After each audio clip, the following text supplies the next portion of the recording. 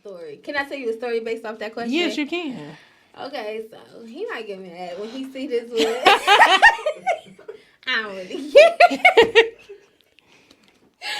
So when I first had my daughter, my oldest daughter, whatever, one day he had asked me to use my phone or whatever. So I let him use my phone. Mm-hmm. Because his phone had died or something, or he ain't had no minutes on his phone, because this was 13 years ago. AT&T before 9 o'clock. No, he had that one stuff. I can't even remember the damn name. Okay, we're not going to put him Page out. Plus. I don't even know what the hell that is. That's what I'm doing. It's kind of like a boost. Oh, okay, Like okay. Boost Mobile I got you. So, girl, he had asked me to use my phone, so I let him use my phone. I'm asleep because I, had the baby or whatever. So I wake up in the middle of the night. He didn't fell asleep, but he had my phone is open, but he done logged in on Facebook on my browser. So me being nosy, I see his page. I clicked on my browser not knowing he was on there. I just ended up opening it up. Yeah. And so I opened it up and I see he has like all of these messages. Like, you know how the number is over the envelope? Yeah. So I'm like, where the heck is all these messages come from? So something in me just said, click it. I don't know. I just clicked it. I click it and I start seeing him messaging back and forth with girls from his past. Oh, my God. Talking about he can't wait to see them. He's meeting up with them. They planning meetups. It was a lot. So the Capricorn in me wanted me to sock his ass right there. I can imagine. I wanted to sock him right there, but my baby was in the bed. So I had to calm myself down, and I'm like, I'm gonna go to sleep, and in the morning, I'm gonna whoop his ass. It's up. It's up. Yeah, it's up in the morning. It's up and it's stuck. Okay. So the morning time come. So he wakes up out of his sleep trying to snatch my phone because he didn't realize that he didn't log out. Mind you, I'm asleep. So he reaches over trying to find the phone or whatever, trying to snatch the phone. I got even more. I woke back up pissed. Yeah, because he's trying to. Because now you're trying to grab the phone because you're trying to get something from me because you're hoping that you can hurry up and get it before I can see it, but I've already saw it. So at this point, I done put the baby back in the bed. And my mom said all she could hear is just, like, stuff just don't, like, rumbling. Him screaming, asking for help. Yeah. I mean, we going at it like I was. Podcast, and today I have Cashe Arielle. She is a business brand and image strategist. She's been doing this since 2015. Yes. She is here for Dating Chronicles, where you give a funny, crazy, or lesson learned dating story. But before we dive into all of that, I like to get to know all of my guests. Okay. I like to get to know what you got going on out here in Atlanta. I know we connected through my last representation. So would like to just get to know more about you and what you're doing out here. Of course. Well, hey, y'all. My name is Cashe Arielle. I am originally from Cleveland, Ohio, 216 in the building. But I've been in Atlanta, Georgia for, it'll be 2 years in May. Really? I've only been here for almost 2 years now. So, yeah, I've been in the business and marketing space for quite some time. I started back in 2015 after I had my youngest daughter. Okay. I started diving back into entrepreneurship. I was very heavily into entrepreneurship and business management and etc. when I was in high school. Okay. Joined different programs that taught me about business plans and things like that. And then as I got older, I started experiencing life, right? So I was kicking it, having a good time. I ended up having my first child right after high school. Okay. And so once I had my second child, I started realizing like I did not want to work for anyone. And I realized that me helping other people flourish and elevating their business and brands was my passion. So outside of that, I started researching and looking into YouTube, like seeing how I wanted to know who are these people like on carpets with like Cardi B, and how did she get there, and who was pushing her, and so then I would see like King P. I think her name is Patience Foster. Okay. She's Cardi B's publicist or her creative director. Oh, that's good to know. And she really helps her elevate, and she lands her all of these different brand deals, even to this day. Like, I know they took a pause, but then they came back. But back then when Cardi first came out, just trying to figure out how can I help people elevate? How can I get them from one room to another? You know, she started out on TV and then she just blossomed from there. Yeah. So I wanted to be one of those type of people where I help someone elevate their brand, elevate their image. And so coming to Atlanta was a no-brainer. I wanted to come to Atlanta for a long time. I knew my audience would be here. And since I've been here, when I first came, I did some background acting, met some people. So I did like all the Queens Men, and I did BMF and stuff like that. Like, you know, and I built a lot of connections. But then I took a pause because I had to have heart surgery. Unexpectedly. I was not expecting to have heart surgery. So once I had heart surgery, I paused. But I promised myself, my children, and my family that once I got healed back up and everything, that I would finish what I sought out here to do. And so that's what I've been doing since I recovered from my surgery. Wow, that's amazing. Okay, yes. I want to piggyback just a second, because you've only been here for 2 years, and I see you moving and shaking, the connections that you made and the people that you know. Like, I've seen it with my own eyes. Yeah. How does one move somewhere and hit the ground running? I think honestly, I'm going to say, just to be real, it has to be in you. Like, you know what I'm saying? I think that a lot of times when people relocate, they automatically think like, oh, I'm about to have fun. And I will say this, it depends on what age. Okay. Because I do feel that if I would have moved when I initially wanted to move here, that was like in 2018, 2019. I don't think I would have been mature enough. Got you. I think that I would have came here. I would have been a single mom trying to figure it out. My kids would have been younger than what they are now. Mm-hmm. And I probably would have got bamboozled by some men, all type of stuff. Like, you know, when I think back. So I'm like, I think God did it in a certain way. He wanted me to make sure that I moved and already had a spouse, so I wouldn't have been here looking for one. Wow. And then my children are up in age now. I now have a teenager and a 9-year-old. So they are able to look after themselves at times if I have to go out and handle business or do something, you know, in my industry. And so I think that you have to just be mature. You have to know what you're here for. And I always knew why I was here. I actually had a friend, he was from Canton, Ohio. Okay. And I would send him my merch because, like I said, I was an entrepreneur, so I have my own clothing brand called Melingic, and it's melanin and magic put together. Wow. Okay. And so it's a brand. It's an expressive brand for business owners. So I had hats and stuff that said like Black-owned business owner. And then I would have shirts that said Melingic on it, and I would have kid apparel as well. Okay. And I would send stuff to him, and he would wear it when he would go to different mixers here. Yeah. When he would go to different mixers, because he was a 50 boy on BMF. Oh, okay. And I had asked him, like, how can I get on there? And he had told me, like, you know, look up this company called Cab Casting.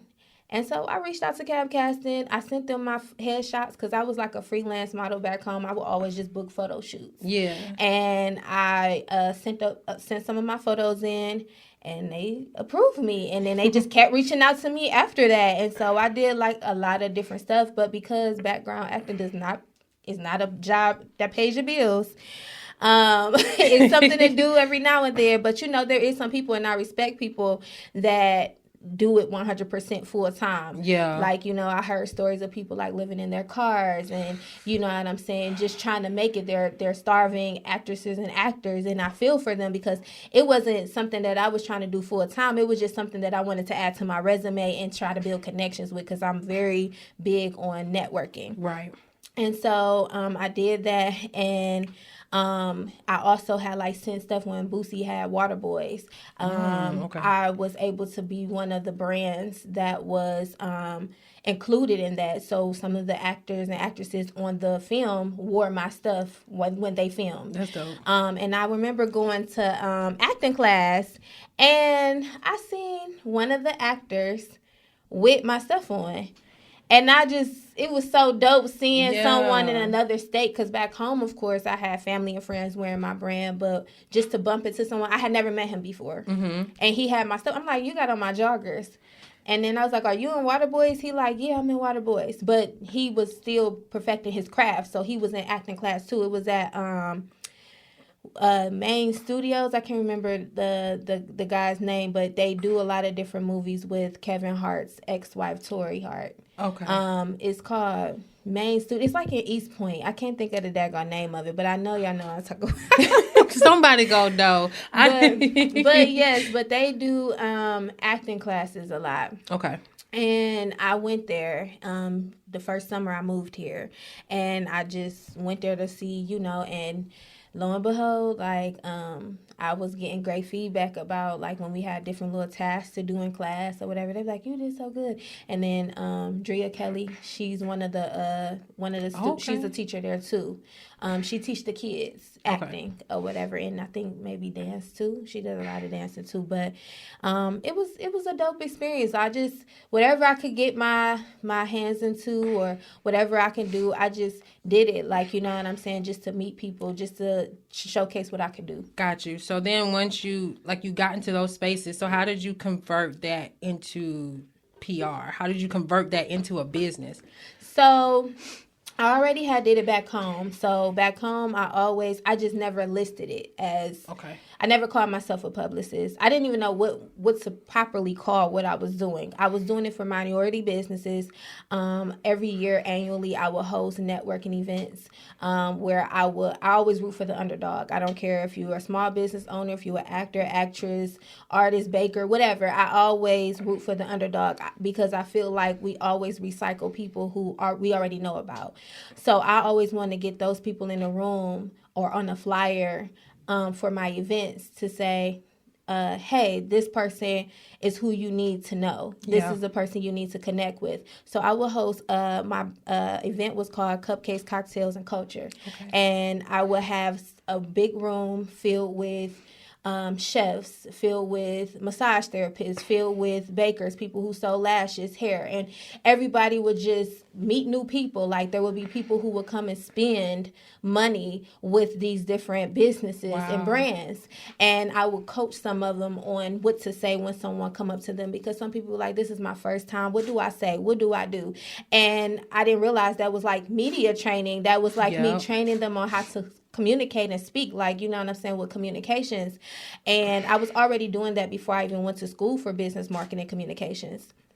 And so as I started finishing up my degree, I started realizing that this is what I saw people on YouTube that was showing me the day in the life of a publicist. This is what they were doing. This is what their job consisted of. And so when I was getting nearing my degree, I had a public relations class that I had to take. And I was like, okay, this I'm doing the right thing.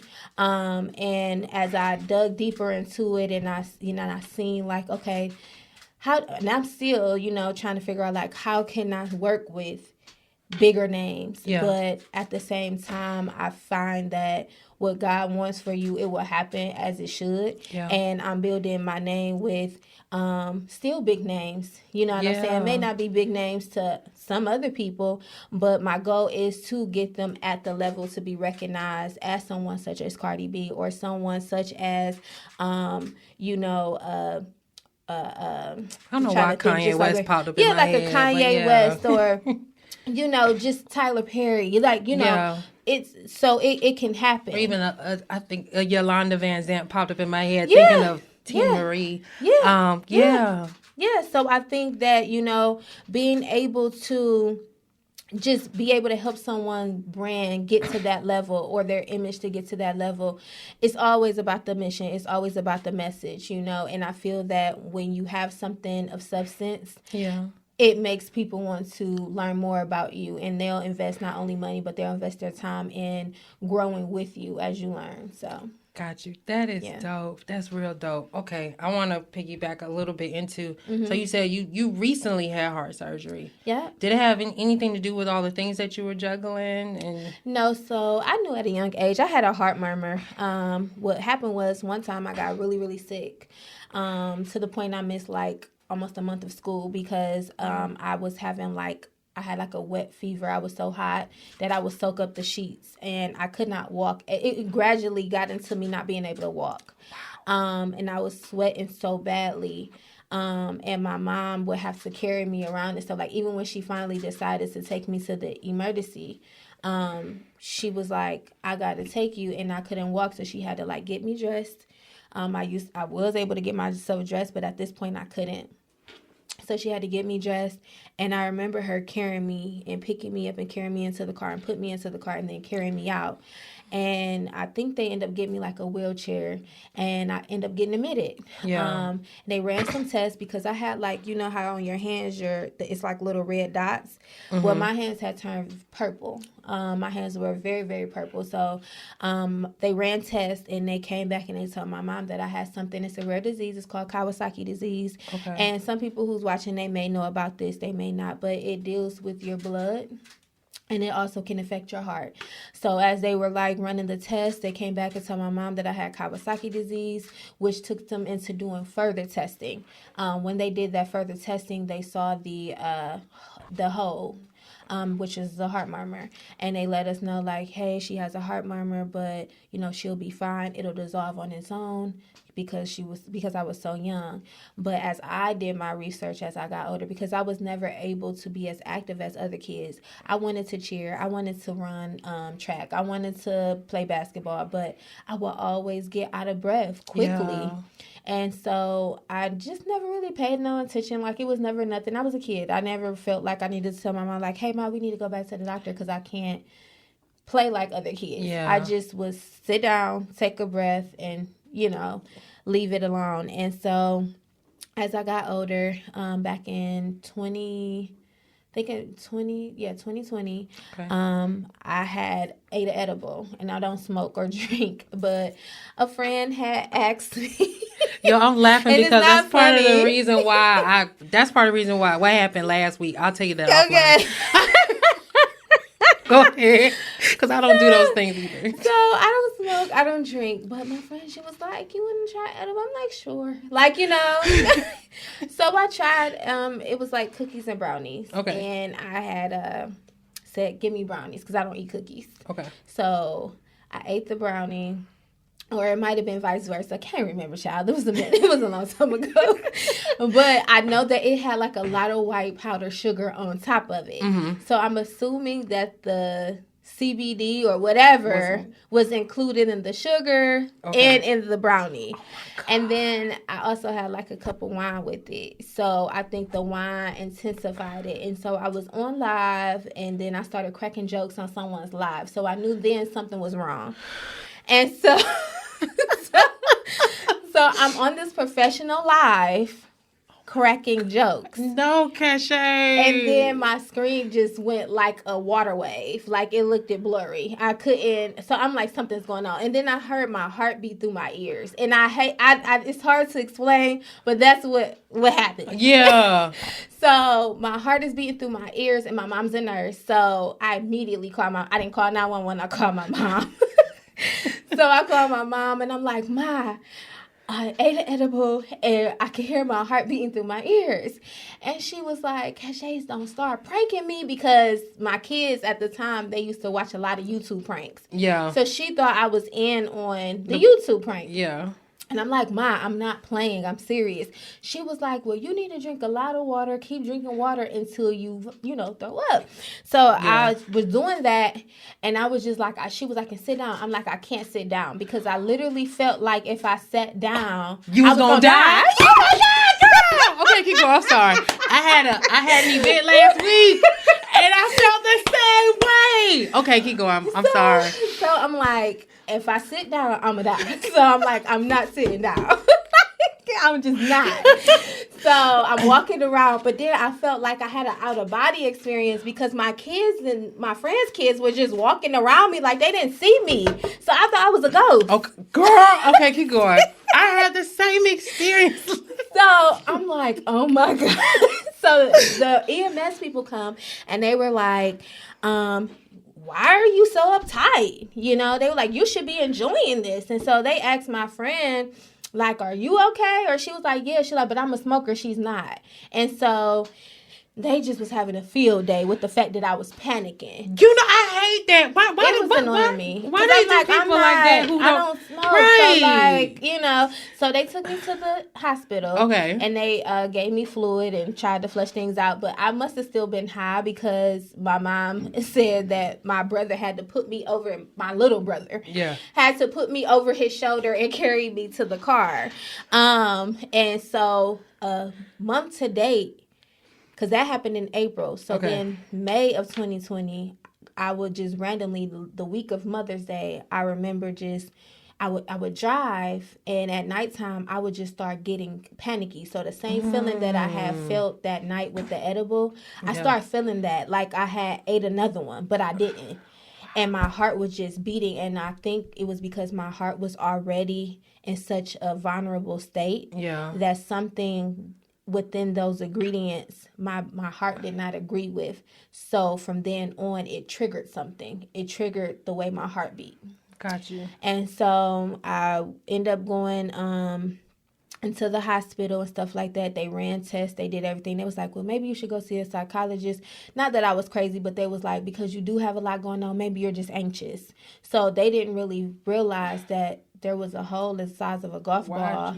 The hole got bigger. Dang, so did you just go to a regular? You didn't go to an echo? I went to a cardiologist. Okay. But they just kept telling me nothing was wrong. They did a stress test and everything. I got on the little... The EKG and all that stuff? I did the stress test. I did a bubble test. I did all of that. In the notes, it said that they had saw... something, I can't remember what it's called, a PFO. I think that's what it's called, PFO. And I'm like, well, what is this? But the cardiologist was so busy, he could never get on the phone to explain what that PFO thing said. So I asked my psychologist, like, well, can you elaborate a little bit? He like, I really don't know too much about it. But he like, but I can say that they did find something, but they're saying in the notes that it's not serious. It's benign. So I was like, okay, cool, whatever.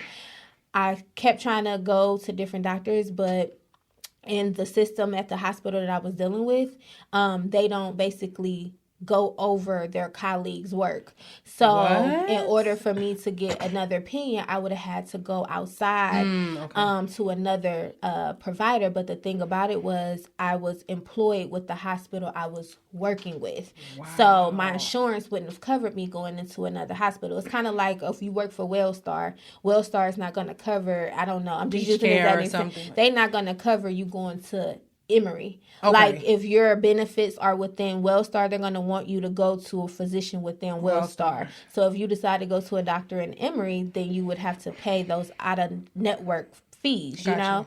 So, and don't quote me on this because I don't know if you can or cannot go to Wellstar in Emory. I'm just using it as an example.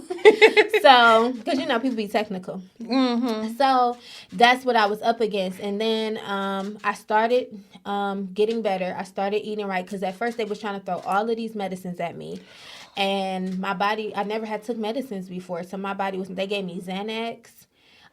They gave me another random medication, and they were like making me sleep for like 24 hours at a time. So they were giving you meds, just giving me different things, like and my body was not agreeing. So then I had to try a holistic journey. I mean, I went through a lot of different stuff trying to get myself back on track. Yeah, and I just felt unnormal for a long time.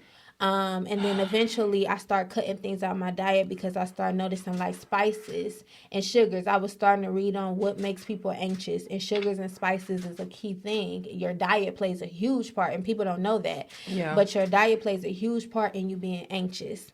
So I started cutting back on spices and donuts and stuff, like all my things that I loved. And I started getting better. Yeah. And then I ended up meeting my spouse a year later. And he started having me eat avocado. I hated avocado. Guacamole, never ate girl. And I love he had me avocados. eating things that I usually wouldn't eat, but he was Yeah. like, you have to eat these things because they're going to help you. So I would eat those things like the avocado, the blueberries, the strawberries. Like I would eat more healthier things, more fruits and vegetables, and less junk. And I started feeling great. But then when I moved here in 2022, it came back. Like I started having an issue with going to the bathroom. Like it was crazy. Yeah. And I remember one time I went to the bathroom and it felt like my heart stopped. And so it took like 24 hours for me to regulate back. Wow. And so I just was scared. But I got it back on track. And I was like, okay, whatever I ate before, I'm not going to eat that again. And I think I had ate something really spicy. So I didn't eat that. But when I do healthcare IT, so I had left and went to Canada for 30 days. I left November of 2022. And I came back in December. And I was fine the whole time. I wasn't anxious or nothing. And I'm in a whole nother country, basically, without, I'm out of the country without family. It's me by myself. I'm with strangers who I've never met before, but we all work doing healthcare IT. But I was, staying where in my hotel room and everything and working, and I was fine. But when I came back, it was like as soon as I landed, my body started acting weird. And I'm like, I don't know if it was because of the air, because of the quality of how food is there and how food is here, but something came back and I started feeling like I was back in 2020. Wow. And so I went to the doctor. She referred me to, she did a EKG in the office, and she was like, I mean, if you want to go see a cardiologist, you can. If you don't want to, you don't have to. And I'm like, well, what do you recommend? Because something that you saw in that test is telling you to tell me that I should. Yeah. And so she was like, I'm going to be honest, I think you should go. And so I was like, okay. I went February 6th. I went and they talked to me. They first I went in January. They ran tests and stuff like that. They brought me back in February. On February 6th, that's when they told me what my results were. They was like, they did a bubble test, and it's on my Instagram, on my Reels page, where the lady explains the bubble test, and she's showing me how when the blood goes over, it's not regulating, it's shooting over instead of going through the chambers like it was supposed to. So it makes my heart react a certain way. So she was like, it's not supposed to do that. The bubbles aren't supposed to fly straight over like that. And so she was like, you're going to have to more than likely get your whole closure is going to be called an ASD closure. Okay. So I didn't know what to do with that information. I was depressed. Like, I'd never been depressed before, but I was depressed at that time. I can imagine. And I just kept crying because I didn't know, like, okay, will I be here for my kids? What's going to happen? Will something happen while we're out somewhere? Like, I just didn't know. I had all these things going through my head. And my kids was like, Ma, we want you to get the surgery. Because I didn't know if I wanted to get the surgery because I'm like, I don't know. They was like, if you qualify, we can do it the new way, which it goes through a catheter. They go through your groin, and then they go in and they close it. Or you do open heart where they actually cut you. Yeah. So they was like, we have to see if you qualify. The surgeon had to measure the hole. And he was like, you do qualify for the new way of doing it. And I was like, thank God, because I know, like, cutting you is very serious. So I just prayed. And my kids and my spouse, they sat out in the waiting area, some of my aunts, because I don't have a lot of family here. Yeah. And I woke up and I was done. It was over. It was over with, but that was the beginning of a whole new journey. Yeah. Because even though I had that surgery to close up the hole, my body was not used to, because I have a foreign object inside my body. So basically they put, it's like a metal, it looked like a button. And they put the button in there, and it has like some wiring and some wool and stuff over it or whatever. And they sit it inside the hole, and then over time, the tissue grows over it. right? But it helps the blood to flow and regulate how it's supposed to. So my body wasn't used to that. My body wasn't used to having a foreign object inside. I ended up getting blood clots, even though I was taking medicine not to get blood clots. I ended up getting a blood clot last Mother's Day weekend. And that's serious in itself. Yeah. Like, because I was furious because I'm like, you guys have me taking blood thinners. How did I still get a blood clot even though you said I'm taking these meds to not get a blood clot? No one can explain anything to me. And that's when I realized I didn't like the medical here. Like, because I'm not used to these things. Yeah. Like, back home, we have a lot of research hospitals. We have a lot of hospitals that's going to do a lot of thorough research to figure out what's going on. Right. Whereas here, they're going to tell you the problem, and you got to figure it out. Like, you got to figure it out here. And I'm like, dang, this is crazy because there's so many people here, and I just feel like we don't have the proper medical here, like, to really help us. And so, at the end of the day, my body from the time I had surgery March 15th, all the way up until last August, I dealt with being in and out the hospital. I mean, I'm in the ED every other day. I'm admitted every other week. Like, it was clockwork. Yeah. Piedmont, Emory, everywhere. Like, North Point. I think that's what it's called. What's it called? North Side. Yeah. That's what it's called. North Side. I'm all the way out in Gwinnett. I'm all the way downtown Atlanta. I'm all the way. I'm in Hillendale. I'm in Decatur. I'm trying to get answers, like trying to really see why my body is reacting like this due to this surgery. And still to this day, like, I know people look at me and be like, oh my God, like, and it's not easy because, like, I still have to get up once a week, and I have to because I ended up finding out in June why I was dealing with a lot of complications, because from that surgery, I ended up getting fluid around my heart. And it's called pericarditis. Okay. So I still have fluid around my heart or whatever. So every week, I have to take an injection called Arcalyst, and that helps to reduce the fluid. Yeah. So I take that, and I have to do that every day, but it's time consuming because I'm not no nurse. Like, you know what I'm saying? But I have to get out the alcohol pads and get out the syringes and get out the serum, and I have to mix it all up and do all of these things, and that takes time. I can relate on a personal level. My son is a double lung transplant patient. God. He's doing good though. He's good. Okay, good. Yeah, good. And I have to do a lot of those things for him. Mm-hmm. So my heart goes out to you because I know that journey is. I know the journey. The journey is rough. Yeah. And you don't even look like what you are going through. Yes, because it's not. That's what I'm telling people. Like, I had heart surgery. That was the big part. Yeah. But I had no idea that months later that I would be. I thought I was doing something that was gonna stop the problems. Oh yeah. But. And I'm grateful because I made it out. Like, I made it out of surgery. A lot of people don't make it out of surgery, especially heart surgery. Yeah. So I'm grateful. I know that I'm serving a purpose here. But it's like, now I got another issue that I got to get through. Yeah. So sometimes I'll be like, God, what game are we playing? You gonna get through it. Yeah. But I know because I truly trust and believe that God didn't bring me this far. And it's okay to ask those questions. That what game are we playing? So you can get clarity on the game. For real. God, like, you playing for keeps. I like how you plug that in there. Yeah. Okay, so we're going to piggyback to the spouse. Mm-hmm. Okay, so you met your spouse back home before y'all moved here. Mm-hmm.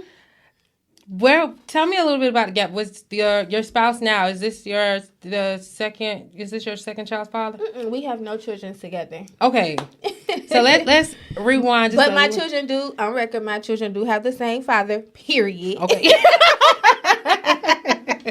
Okay. So tell me a little bit about your journey from being a single mother to meeting your now spouse.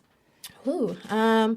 Well, initially, my oldest daughter, both of my children were made out of love. Let me just say that. Yeah. But what I will say is when I had my first child, I was in love with my children's father. When my second daughter was born, we weren't in that same space. Got you. We loved each other. I can't speak for him to say if he was in love with me at that time, but I can say that my feelings in that space was different. I loved him, but I don't believe that I was truly in love with him at that time when I conceived my second child. Gotcha. And because of the type of relationship we had prior to me conceiving my second child, I kind of went in because I contemplated if I was going to keep my second child. But I had a conversation with my mom and I prayed and I was like, you know what? I'm going into this knowing that I may or may not be a 100% single mom to 2 children. So at that point, that's just what it was. Like, it was a thing of if he's around, he's around. If he's not, he's not, you know. We are on 2 different paths in life when it comes to maturity, when it comes to our endeavors in life, So he had his own thing going on. I had my own thing going on. And so what they say, mama's baby, daddy's maybe, like, you know what I'm saying? Yeah. So it was like I had to do what I had to do for my children. I had to grind for my children. So I was in different schools. The degree I just got is not the only education I have. Like, I have hella certifications. Yeah, I just heard you saying you went to Canada for IT, healthcare tech, and all that other stuff. So, no, I hear it. I feel you. Go ahead. No, so it was just like, I've just always grinded. And then, like I said, once my second child came, I started my own business. I was baking at the time. But me baking and knowing how to run a business made people come ask me questions. Got you. So that's how I started getting more into, like, the business networking and helping space. Got you. Okay. So you said, I know you had your first child at 19 and then your second child came around. At first, you were in love with your baby. Y'all both were in love. And then by the time the second child came, y'all weren't in the same space. Do you mind sharing what did in love look like to the natural fall of falling out of love? So in love for us was we was together every day. Like, he provided for me, he protected me. We were together like every day. Like, I would go to work, he would be doing his thing or whatever. But we built a life. Like, we sat and planned how we wanted life to be for us. Yeah. And I think that as time progressed, I start seeing my child matured me more. So it's easy to say, like, oh, everything looks like rainbows, lollipops, and Candyland, before a child comes. But a child coming into the world changes things and people. Yeah, and it sounded like you were young. You were young when you were you like young when you met him, or? Well, I had known him for a long time, so he wasn't someone that I had just met. I had been knew him. I met him when I was like 13 years old. Oh, wow. But we weren't on that level. Yeah, but y'all go way back though. Yeah. But in 2010 is when I graduated from school. Okay. So we started talking that summer. Yeah, we started talking that summer or fall. Okay. And then my daughter was conceived that February after I had graduated. So things went fairly quickly. But like I said, we were in love. So everything looked like it was supposed to be the way it was. But then life things happen. And then some people start to progress and mature in certain levels, whereas others was not. Yeah. You know what I'm saying? And so for me, my child made me think a certain type of way. I felt like there was no excuses. Things just had to get done. Whereas for him, it was, it happened, it's cool. And I didn't feel like it was serious. I didn't feel like he was taking it serious. It wasn't his first child, but I just feel like he wasn't taking it as serious as I wanted him to. Yeah. And I feel like the expectations that I started to have for myself as a parent, I wanted him to, live up to those expectations as well.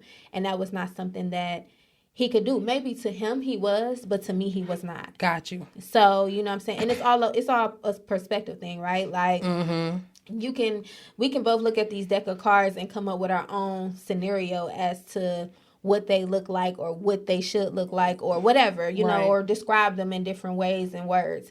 But doesn't mean that what I feel is fact or law and what he feels is fact or law. It's just a matter of perspective. So at the end of the day, that's what it was for me. And my perspective was he wasn't taking things as serious as I was when it came to parenting or when it came to making life choices and accomplishing goals for the betterment of the child's life. Got you.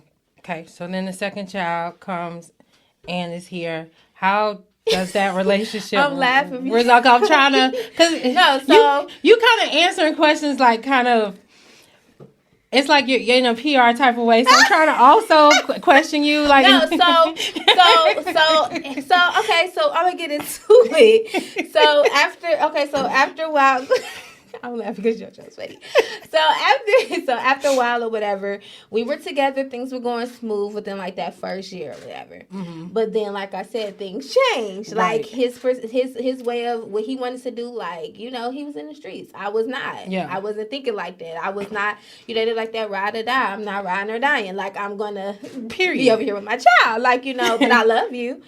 I want the best for you. I want you away from that life. Yeah. You know what I'm saying? And so it was kind of like a tug of war between what I'm saying to him and what he's used to. Were you the good girl, like trying to keep him away from the streets in a way, or trying to talk to I'm a good girl wanting to keep someone away from the streets. Like, you know what I'm saying? Yeah. But I like the money that comes from it. Like, you know, from the street life, you know what I'm saying? At that point, at that time. Yeah, because you were young. Like, So as time went on, like I said, I started going to school. I went to medical secretary school. And I was just elevating in my life, and I just felt like, because he's very smart. Like, he had a scholarship with NASA and everything. Most people that be in the streets are very, very smart. Yeah, like he had a scholarship with them. He was in school. He had, like, when we first started talking, he had a car. He was in school. Everything was going on. Wow. And then it was like, I don't know what happened. It was like a domino effect. I felt like he let one mishap let him just say F it all. Yo, what's that show called that just ended with Idris? What's that dude named Idris? Idris. Who? The dude. It's not BMF. What's the other Power? Show? No, not Power. What's the show with the British guy? He was with Lori Harvey.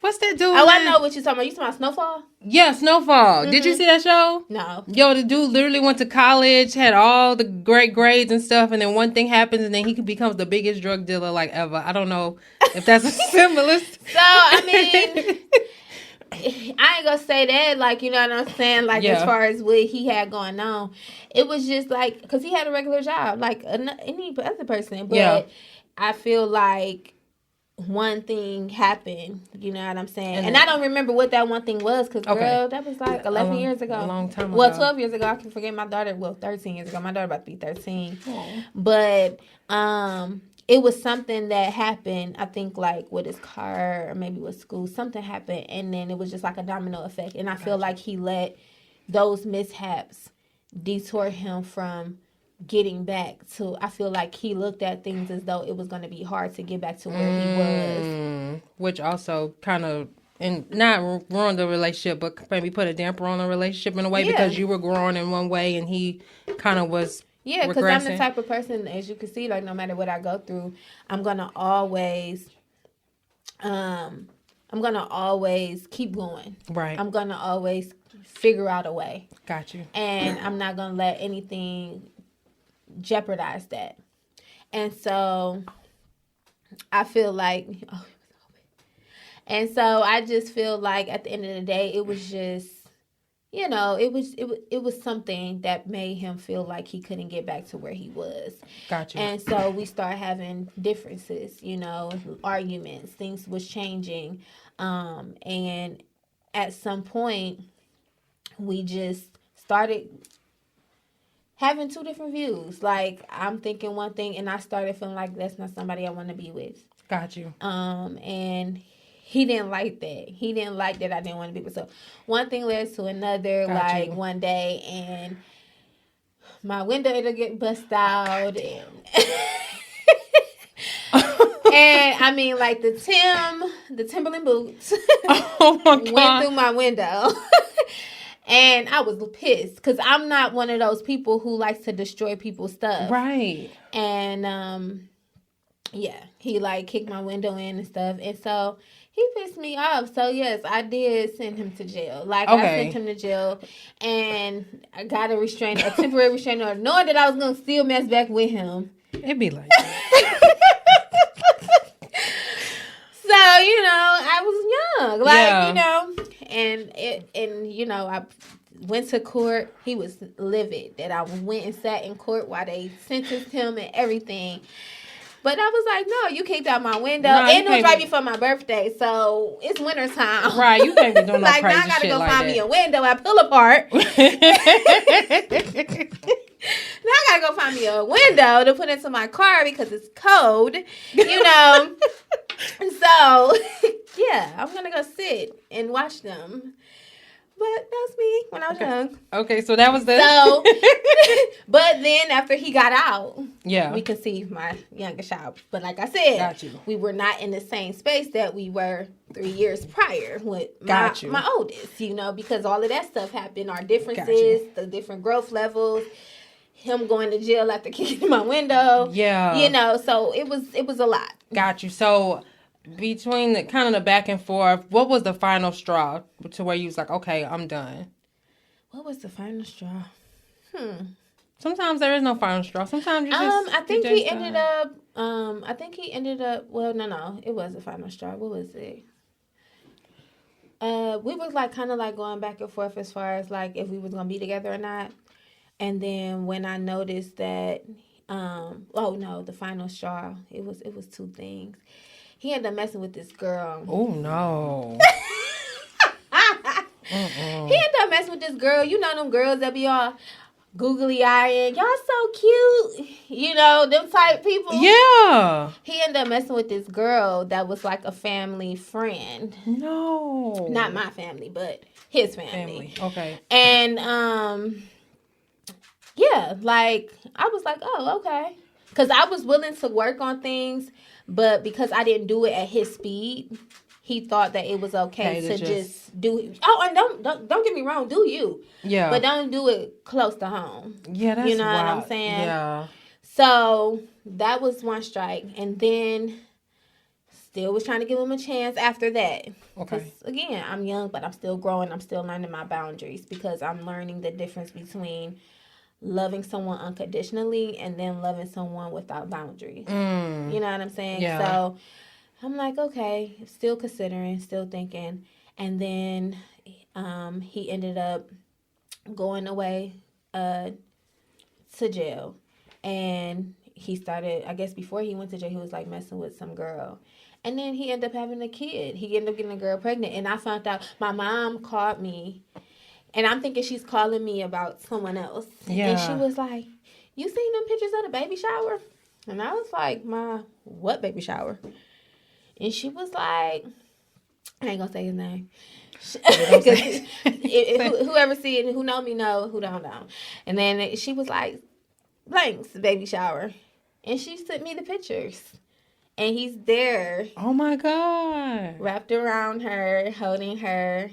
And come to find out, some people who I was friends with in high school is related to the girl. So then I start feeling like, and I was inviting them to my kids' party. So they knew what was going on. So I feel like they knew, because everybody know who my children's father was. So I feel like they were spies at, like, because they would like invite me to their kids' parties. Yeah. And I would invite them to my kids' parties, like way before he even met her or knew who she was. But I feel like once y'all knew, y'all should have said something or kind of warned me or whatever. Like, and I get it, they're in a sticky situation because it's like, I don't want to rat on my family and get involved in what they got going on, but you my friend too. Ooh. So they were like coming over to my house, like in recent years, like a year or so before that happened, her family members were at my house like for a birthday party and everything. And I just was like, oh no, can't nobody be trusted. Because like now I don't know if y'all was coming to genuinely support or just trying to come to see if he was going to pop up or to see if, Wow, yeah. So you start thinking about things like that. And so I just was like, no, because the girl was just too much. She was stalking my Instagram. She was like, she accidentally double tapped on a picture. And like I had DM'd her as a woman, like, I was like, little mama, like I little girled her. I ain't gonna lie. Why you little girl? Huh? I inboxed her like, little mama, what you doing on my page? And she read it and then went and unliked it, but I had already screenshot the like. So then I made it a post. No, you did not. Yes, I did. Oh my I'm God. a Capricorn, so Oh my God. when you go low, I go Chris Brown. That's that earth. That's that earth for you. So yeah, like I know Michelle Obama say, when they go low, we go high. Hell no. I'm still learning. Oh my God. Okay. So that was my reckless days. Okay. Now I be trying to be a little bit more toned down. Okay. But don't try me. So she went low, and so I went to hell. And I posted the like, and I finished the conversation on my feed. Oh my God. I added her, and then next thing, all my followers and my family and friends, they just start coming at her like crazy. Oh my God. But after it was over, I just blocked her, and I haven't unblocked her since. And that was like 5 years ago. I can't. So, you know, and since then, he's had more children with her. And so my thing is, like, when you tell me when you first had a kid with her that you weren't interested, you know, in her, and that you don't know if that's your kid and all of that, like, and you're trying to get back with me, but then you go and you still keep entertaining her and allowing her to do certain things, and then you go have another kid, to me, that's like, that's what you want, right? Yeah, that's it. So during that time, I had been dating. I started going through my future phase. Okay. I'm not gonna get Ain't like, nothing wrong with that. I mean, I became a mom straight out of high school. I feel like I deserve to have at least one phase of being the future. Like, you know what I'm saying? So I was in my toxic. I'm sensational. Like, I'm bothered. I love it. You know, and so I was dating and I was doing my thing or whatever. Mm-hmm. And then after like a year and a half or two, it just became old to me. Like, I mean, maybe it would have been different had I dated when I first got out of school instead of becoming a full-time working mom and family woman. Yeah. But those years I gave those first beginning years of adulthood to someone that I thought I was going to be with for a long time. Yeah.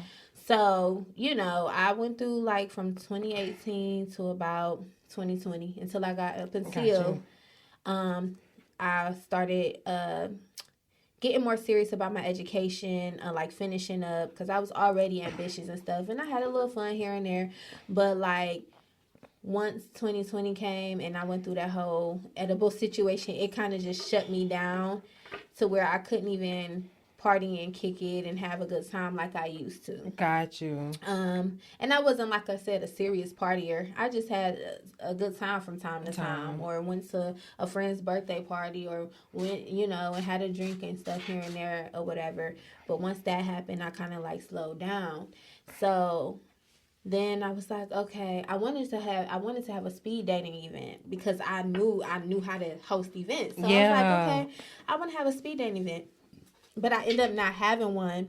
And before I had one, we knew someone back home, one of my mom's friends. She owns a cigar bar, and she hosted one. Okay. So I'm like, oh, my, look, we've been talking about speed dating. Let's go. So we went to the speed dating thing, and it was a sausage party, girl. It wasn't nothing going on up in there. We ended up leaving there, going to get some food. It was like a lot of old heads in there. I wasn't looking for no sugar daddy or no Splendor daddy. Like, I really wasn't. I really wasn't, because that's never been my MO. Like, it was so many girls my age who, from, you know, high school or middle school, that was dating older boys and drug dealers and stuff like that. And I just wasn't never that type of person. Like, I dealt with dudes that were, like, in the streets, but not too heavy in the streets, and not to the point I was riding around with them. Like, Ooh, yeah. You know what I'm saying? Yeah. So, I just never was that type, like, oh, a dude got to buy me this, this, and this, and this. I would love for a dude to buy me this, this, and this, but it's never been a requirement for them to pay all my bills and do all this stuff, because at the end of the day, it's common sense. If I'm dealing with a honest working man, I know that he has his own bills and his own things that he has to do as well. Now, if he want to split do 50-50, I'm up for it. Like, you know what I'm saying? But I've never had that mentality like, oh, a dude got a trick on me and do this and that. Yeah. But now that I'm older, I'll be thinking that. Like, I should have had somebody tricking on me. Child. Ooh, I can relate. Like, I should have got a bag from somebody, because I'd be well more off now. Me and my spouse and kids would be well more off. Like, we ain't got to even worry about punching no clocks or nothing. Right. Had I had got a big lump sum of money back then that I could have flipped into something else. But back then, we weren't thinking about Airbnb businesses and stuff like that. But I'm like, dang, if I would have, then I would have bought some houses, all type of stuff, you know? Yeah.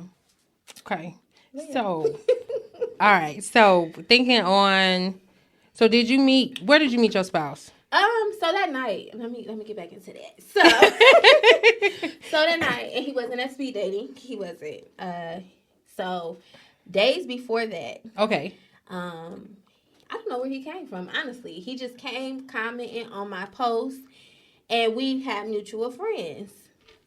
And at the time, his Instagram was like, no IG Rob. So I was like, oh, he's no IG Rob. When you have that no in front of your name, that means that you're really not a social media person, but you on there because a lot of people want you to be. Really? That's what that mean? Back then. I don't know what it mean now. Is there any people who got no's on their thing now? I don't even know what. Girl, this is going down. So it's like, if I wasn't on social media and like you and JoJo told me like, you need to get on Instagram, or people need to go there. People be posting, or people be wanting to see you from time to time. So I would just make an IG that say, no IG Cashe, because I really don't have an Instagram. I'm just on there because... Oh, no. I learned something new. I feel old as hell. Like, I never... Okay. So I'm like, okay, this is a sign that he might be, just low key, because I was tired of dealing with dudes who was into social media and attention and stuff. Yeah.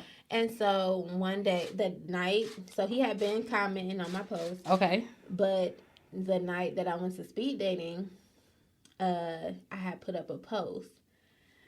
It's something about, the wind was blowing like, what's his name? Y'all know who I'm talking about.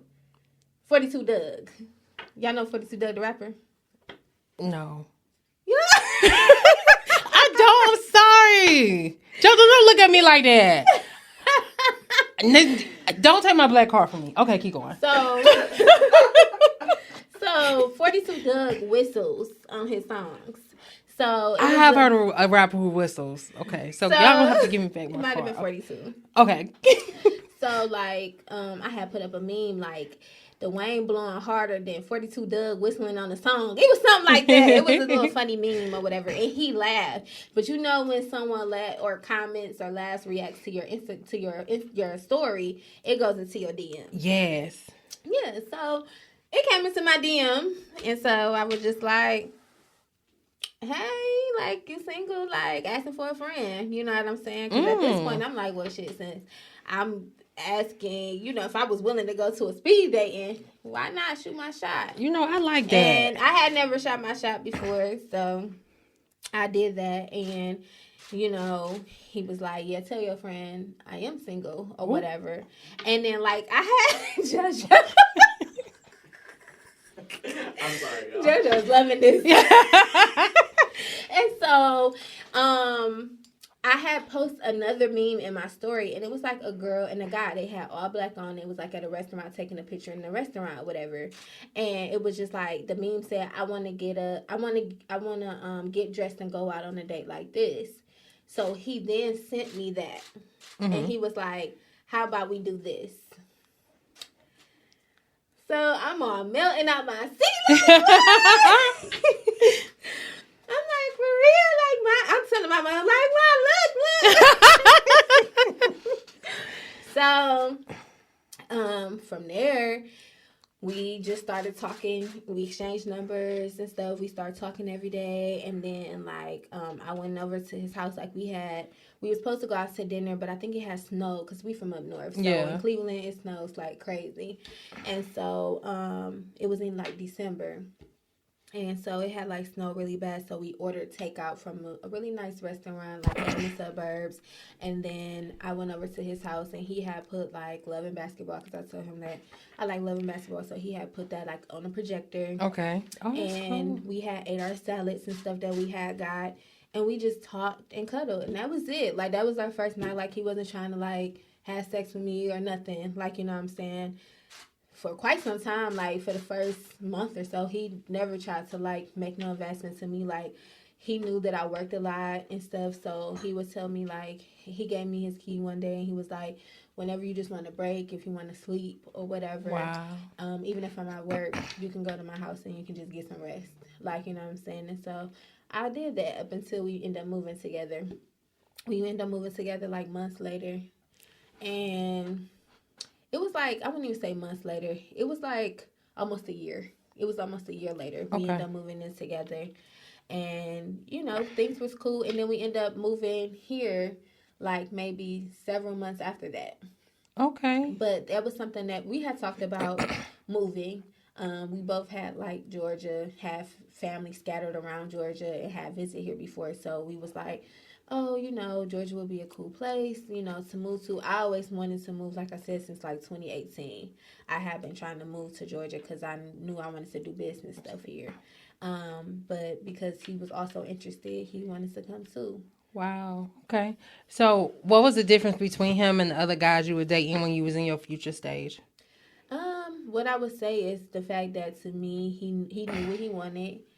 He was very assertive. He wasn't like to me trying to play no games. And the reason why I say that is because a couple of guys that I dated, they had children. I had children too, but I didn't really bring people around my kids, and Yeah. they didn't bring me around their kids. But he brought his son around me first. Wow. So I felt like he was serious. Like, you know what I'm saying? Because I had a boutique before I moved here. I had a boutique and an online boutique. So it was like I had an online, but for local people, they can go into my showroom Got you. or whatever. So one day he had brought his son up there, and I met him. And then like the next day, or was it the same day? It was either the same day or the next day.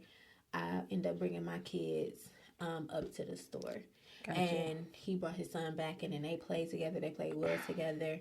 And so I'm like, okay. Like, you know, and then from then on, it was just always play dates. The kids would play and have a good time and stuff like that. So I knew he was serious.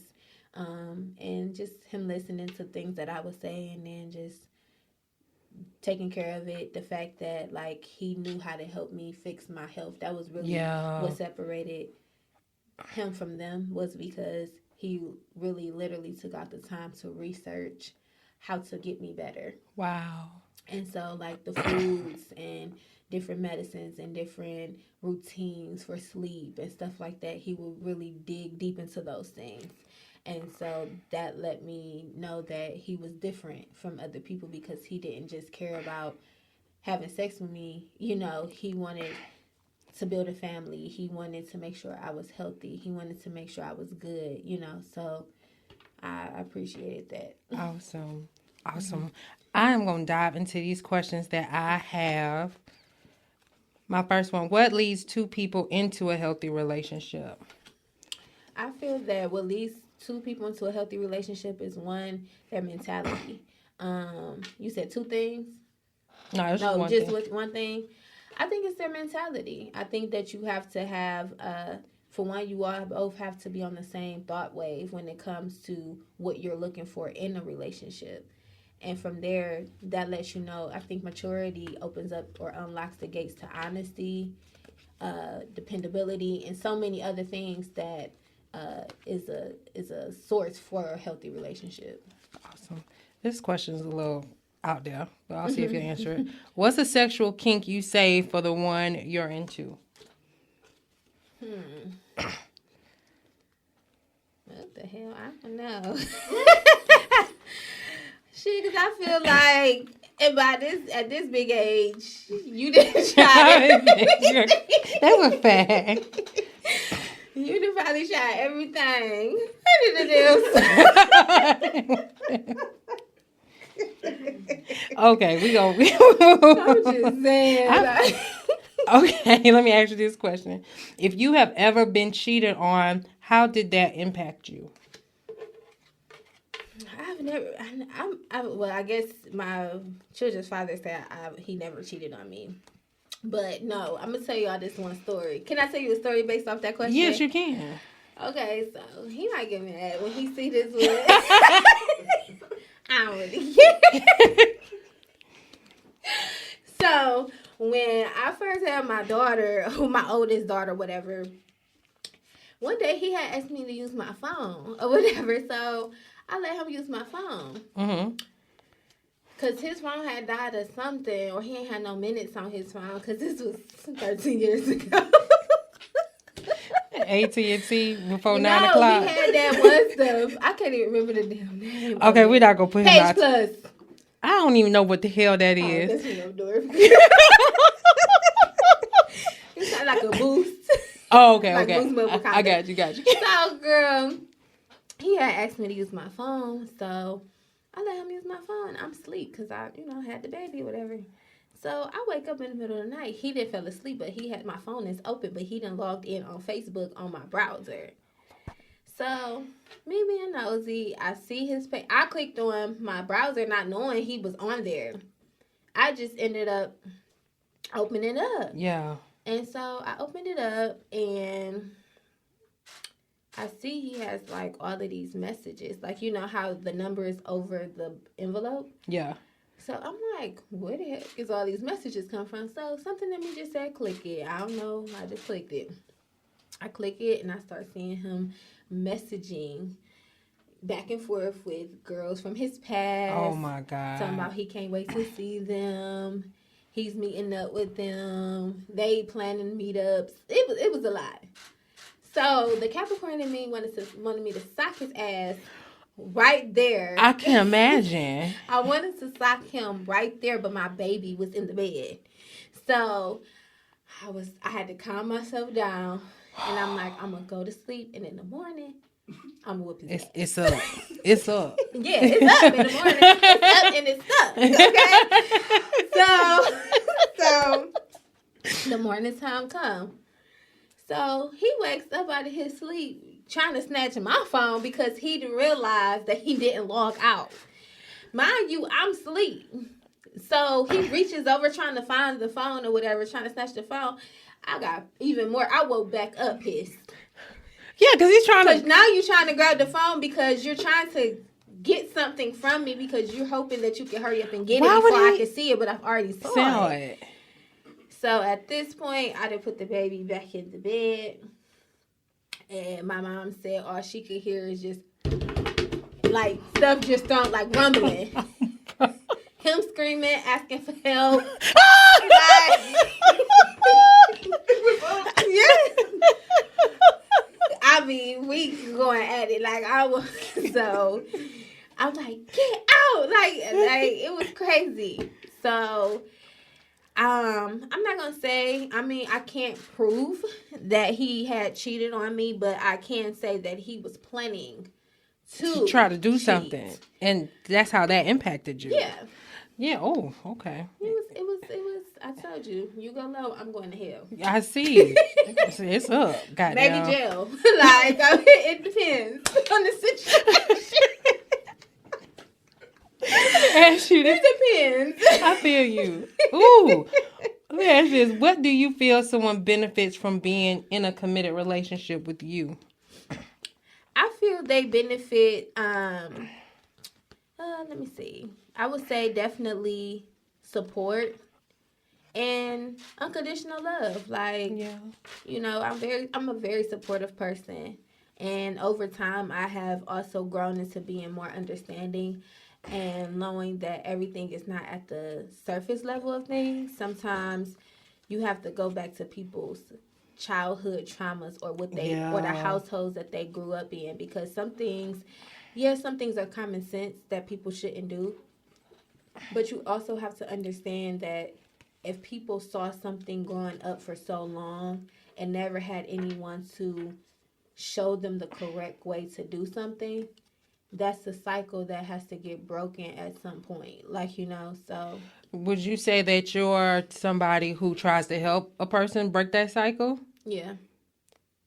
How do you manage that now at our big old age? Because sometimes, you know, when you're younger, you want to be that person to be there for somebody. I think the older I'm getting, I'm starting to be like, okay, this is my thing. I feel like if someone is willing to help you and they're trying to show you they're willing to help you, if you're consistently rejecting the help that they're willing to give you to help you correct it, then that's their answer. That lets them know that you're not a victim. This is just what you're comfortable with. This is your choice. This is what you're deciding.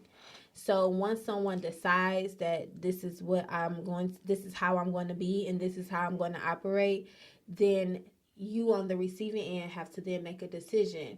Do I want to continue to sit here and keep trying to help you fix it? Or do I say I extended the olive branch enough, now I can move forward, knowing that I did my best. And so that's where I'm getting at in my life now. It's like, no matter what, I don't care if it's a relationship, family, friend, whatever. Once I've communicated with you how I feel and how I feel you may need to be helped. Yeah. If you feel like this is just who I am and you have no intentions on changing or no attempts of making a progressive change, then that lets me know my answer. That lets me know that this is what you're comfortable with. This is who you are.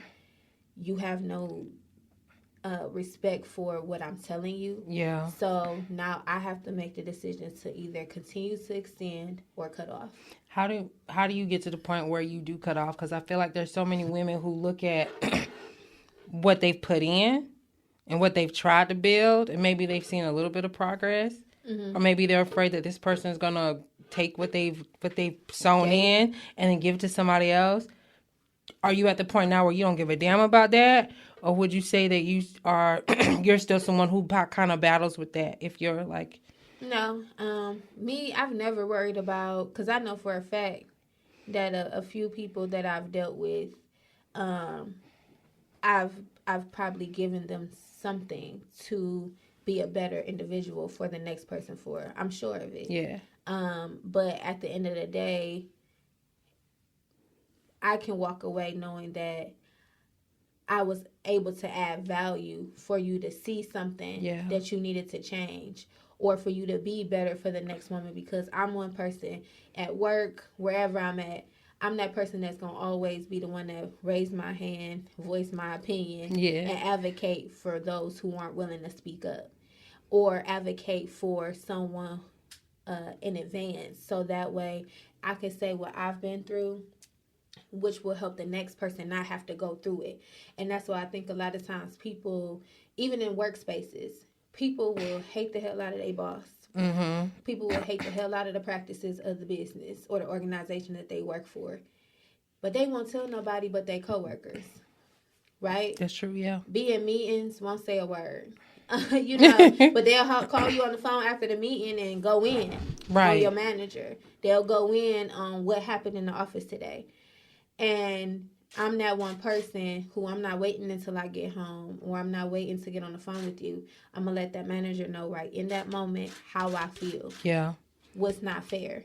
Because again, even if they don't change their behavior with me, at least I make it a known public problem or issue that at some point someone is going to have to address the problem for eventually. The next person. Got you. So that's how I look at it. And that's across the board. Yeah. That's a good outlook. Yeah. That's a real good outlook. Yeah. I feel like that's something a lot of women in particular struggle with. And I think that's why they hold on to these relationships that really, that they shouldn't be holding on to. Yeah, because my thing is, you know, if you're saying you're a woman's woman or you're a girl's girl, and you want to help your sister be uplifted, it's never our goal. It should never be a goal of another woman, to cry at another woman's pain or to laugh at you know what I'm saying? Like, laugh or get enjoyment out of it. And sometimes you like, dang, I went through those same things.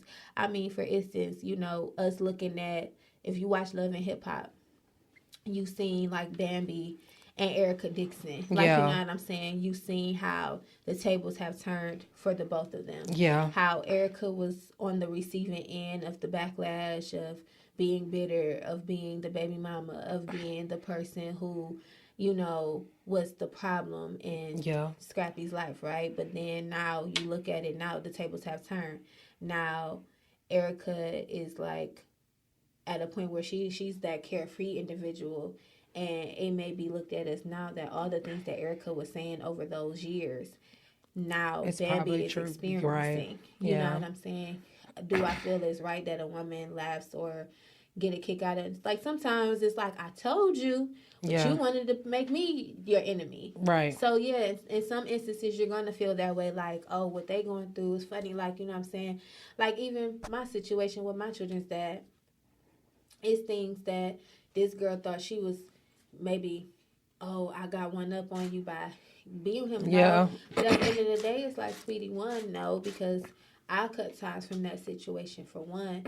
But two, you're going to see that what you trying to fight so hard to have or get is not going to be a piece of cake for you. Yeah. Like, you don't even have the strength that I have. You don't even understand the things that I went through with this individual.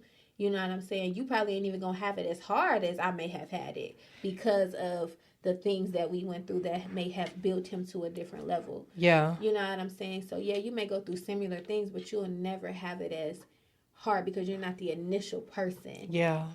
To experience it. I get what you're saying. So, let me ask you this last question for you. What would you say is the hardest lesson you've learned within love, dating, and relationships? And then how do you apply it in your relationship to keep it strong, to keep it healthy?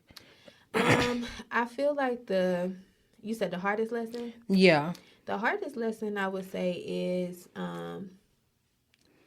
that no one owes you the love that you give them. And I think that what makes that healthy or makes it easier for you in a relationship or whatever situation you're in, it helps you to not have certain expectations, and it helps you not to hurt as much when certain things don't work in your favor. Like, you know what I'm saying? Like, I may operate a certain way that the next person won't operate, and it's not.